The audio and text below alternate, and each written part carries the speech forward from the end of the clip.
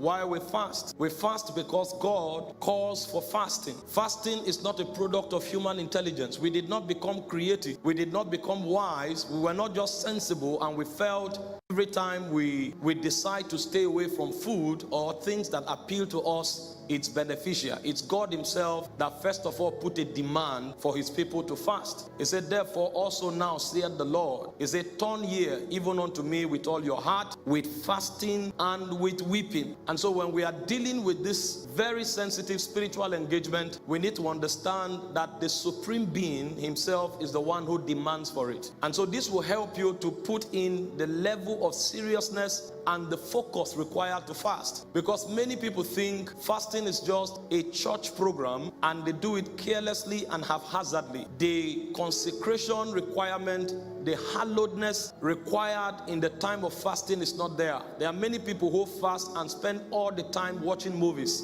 because they think it's about staying without food for a particular period of time. Fasting is deeper than that. A spirit is inviting you to a time of intercourse, a time of focus, and a time of attention to him alone. So it's a call that God puts on the human spirit. The second reason we fast is that maturity demands it. If you want to grow in this kingdom, you must engage this enterprise of fasting. There's no mature Christian who does not engage in fasting periodically. Time and again, you will have to stay away from food. And the third reason we must engage in fasting is the fact that every man is tested around his appetite. If you have not conquered your appetite, you are a failure waiting to happen. The very first man God created was tested around his appetite. Even Jesus, the Son of God, was tested around his appetite. When the devil came to him, the first thing he said is, if you are the Son of God, turn these stones to bread. And the Bible made us to understand that Jesus fasted for 40 days and 40 nights and he was hungry. You would expect that because he was hungry,